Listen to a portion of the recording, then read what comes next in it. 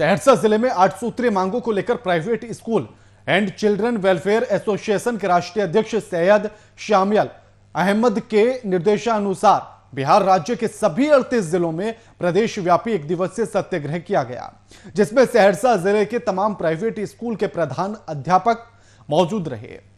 आपको बताते चलें कि सभी ने स्कूल खोलने की मांग के साथ साथ कुल 8 सूत्रीय मांगों को लेकर प्रेस कॉन्फ्रेंस की, साथ ही सरकार पर जमकर नाराजगी भी जाहिर की है।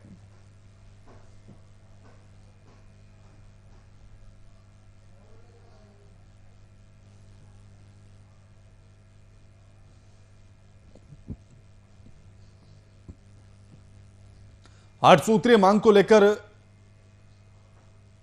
Private school and children welfare association ने प्रेस वार्ता की है और साथ ही अपनी 8 सूत्रीय मांगों को रखा है। आपको बता दें कि कोरोना के चलते जिस तरह से स्कूल बंद किए गए हैं और अभी तक स्कूल नहीं खोले गए हैं, लगातार स्कूल संचालक इस बात की मांग कर रहे हैं कि स्कूलों को खोला जाए।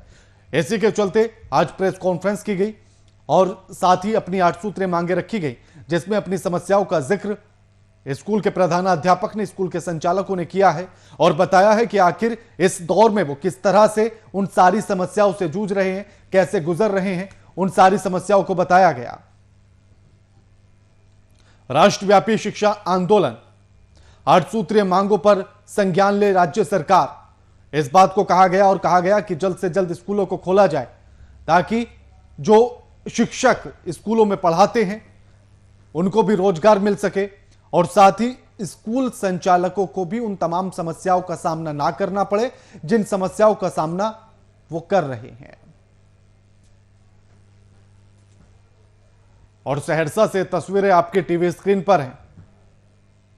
तमाम प्राइवेट स्कूल के प्रधानाध्यापक इस आज प्रेस कॉन्फ्रेंस में इस एक दिवसीय सत्याग्रह में शामिल हुए।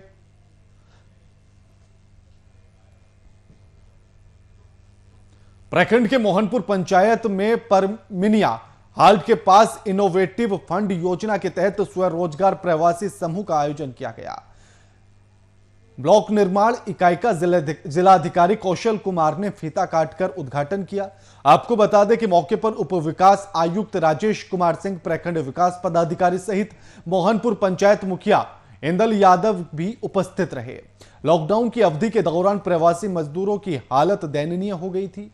काम नहीं मिलने की वजह से स्थिति चरमरा गई। इस योजना के तहत प्रवासी मजदूरों को आगे काम नहीं मिल पाया और उन्हें कई दिक्कतों का सामना करना पड़ रहा है, लेकिन अब उनको नहीं करना पड़ेगा। इसी के चलते स्वरोजगार प्रवासी समूह का यह आयोजन किया गया। जिलाधिकारी ने इसका फीता काटकर उद्घाटन किया है ताकि जो पलायन करके लोग आए थे अपने राज्य, उनको एक बार फिर से इस योजना के तहत जिलाधिकारी के तहत काम दिया जाए।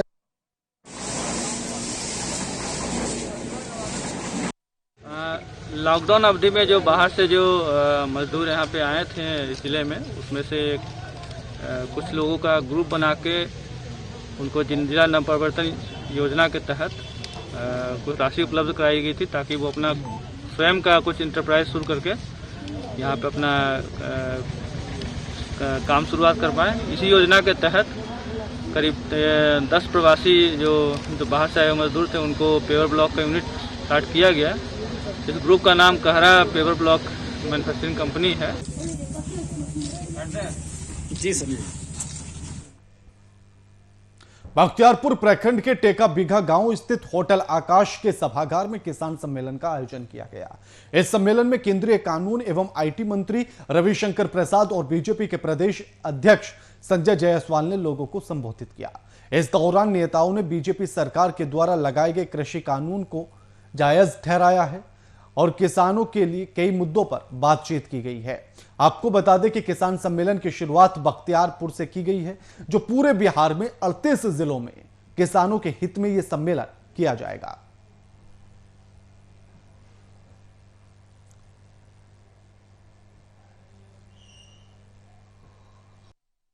हमारी सरकार गरीबों के लिए काम करे, हमारी सरकार किसानों के लिए काम करे। आपने सुना है ना, उनके बैंक अकाउंट में दिया गया है 2-2 हजार हर 3 महीना पर बीज के लिए, बाकी के लिए अभी कोरोना आया, देश के 80 करोड़ लोगों को 5 किलो गेहूं, 5 किलो चावल, 1 किलो दाल दिया गया। बिहार में किसान सम्मान निधि जो 2000-6000 साल का होता है, 80 लाख किसानों को 8,000 करोड़ रुपए प्रधान ही रहेगा और कश्मीर से धारा 370 किया गया, वो साजिश करता यहाँ पे मौजूद है, या वो साजिश करता मौजूद है जहाँ इस देश में 25 तरह के टैक्स होते थे और आज केवल एक जीएसटी टैक्स लगा के पूरे देश को एक देश एक टैक्स सिस्टम में ला दिया गया, वो इसके साजिश करता है।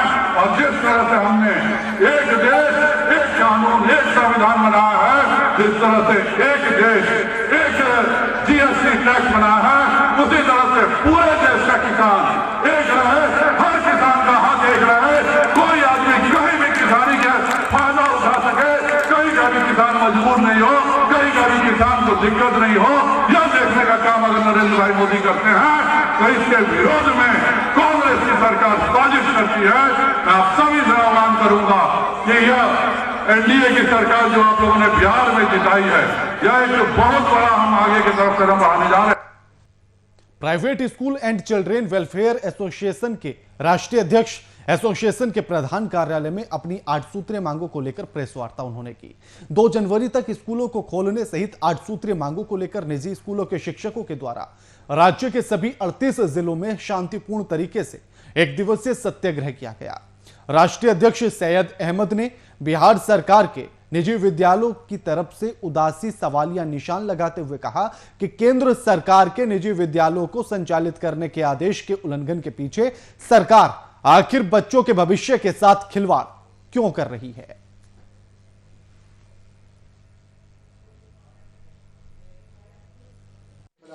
चाहे वो आईएएस हो, आईपीएस हो, डॉक्टर हो, इंजीनियर हो या वो पॉलिटिशियन हो, वो अपने बच्चों को प्राइवेट स्कूल में क्यों पढ़ाते हैं। आप एक ऑर्डिनेंस पास करिए भारत सरकार और देश के विभिन्न राज्य सरकार कि उनके बच्चे सरकारी स्कूल में पढ़ेंगे, प्राइवेट स्कूल में नहीं पढ़ेंगे। तब हम लोग भी सोच सकते हैं कि प्राइवेट स्कूलों के प्रति सरकार उदासीन है। लेकिन एक तरफ आप अपने बच्चों को प्राइवेट स्कूल में भेजेंगे और दूसरी तरफ प्राइवेट स्कूलों को बंद करने की कोशिश करेंगे, तो ये अच्छी बात नहीं है।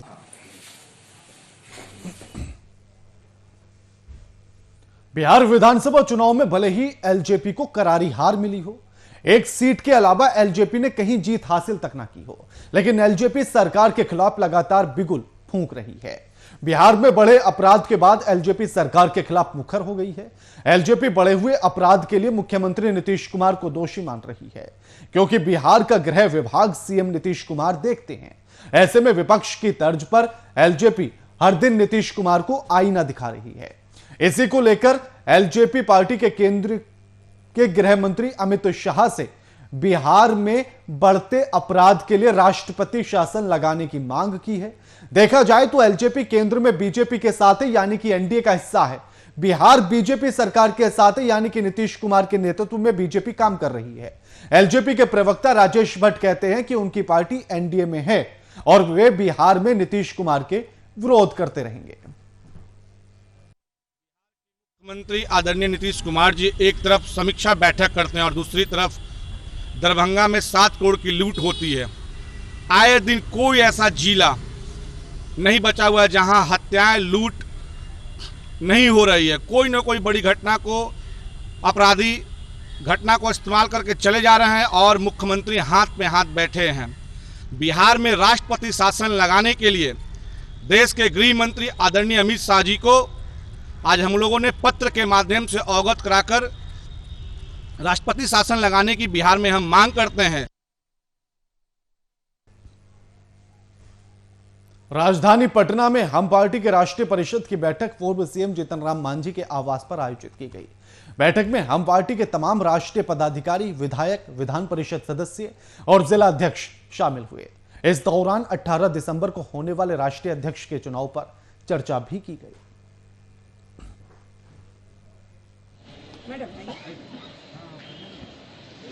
देखिए, हमारे तमाम जो जिला अध्यक्ष हैं, जो भी राष्ट्रीय परिषद के सदस्य हैं, वो तमाम लोग बैठक में आ गए हैं। बैठक शुरू हो चुकी है और इस बैठक में आगामी जो हमारी पार्टी की रणनीति है, किस तरीके से संगठन का विस्तार करना है, विधानसभा चुनाव में कुछ कमियां जो रह गई थी उन कमियों की भरपाई कैसे करनी है, इन तमाम मुद्दों को लेकर के हम अपने कार्यकर्ताओं से, अपने परिषद के सदस्यों से बातचीत करेंगे। उसके अलावे आगामी जो राष्ट्रीय कार्यकारिणी की बैठक होनी है उसके लिए हम परिषद के सदस्यों से बातचीत करेंगे और उनसे पूछेंगे कि कौन सी तारीख को राष्ट्रीय अध्यक्ष का चुनाव कराया जाए और किस तरीके से कराया जाए। तो परिषद की बैठक में इसका निर्णय लिया जाएगा कि राष्ट्रीय कार्यकारिणी में और राष्ट्रीय कार्यकारिणी के जो अध्यक्ष और पूरी कमेटी का जो विस्तार होना है उस पर कैसे चर्चा करनी है। तमाम मुद्दों पर हम यहाँ बातचीत करेंगे।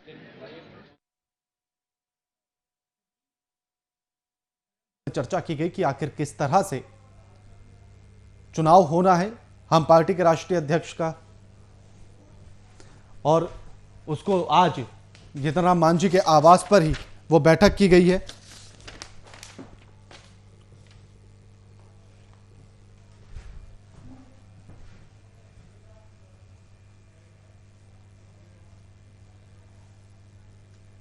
राजधानी पटना के साहित्य समारोह किया गया एक, और उसमें एक पुस्तक का संस्करण को लॉन्च किया गया है। बिहार हिंदी साहित्य सम्मेलन आयोजित किया गया। आपको बता दें कि राजधानी पटना के हिंदी साहित्य सम्मेलन सभागार का आयोजन किया गया। रश्मि अनंत पुस्तक के साझा संस्करण का लोकार्पण किया गया, जिस दौरान कई वरिष्ठ साहित्यकार मौजूद रहे। इस कार्यक्रम में हिंदी साहित्य सम्मेलन अनिल सुलभ अध्यक्ष ने जानकारी देते हुए कहा है कि दिल्ली में हिंदी साहित्य की संस्था के द्वारा पुस्तक रचित है और यह रचना युवा साहित्यकार को साझी की गई विरासत है। भाग्य की बात है बिहार हिंदी साहित्य सम्मेलन के लिए कि सोशल एंड मोटिवेशनल ट्रस्ट जो दिल्ली में एक बहुत ही प्रतिष्ठित संस्था है जो हिंदी साहित्य के लिए बहुत ही उच्च श्रेणी में कार्य कर रही है संस्था और प्रकाशन के कार्य भी कर रही है। नए नवोदित और वरिष्ठ साहित्यकारों को जोड़ करके एक साझा संग्रह का प्रकाशन उन्होंने किया है रश्मि अनंत के नाम से। मैं समझता हूँ कि साझा संग्रह एक बहुत बड़ा महत्व का कार्य इसके माध्यम से हो रहा है।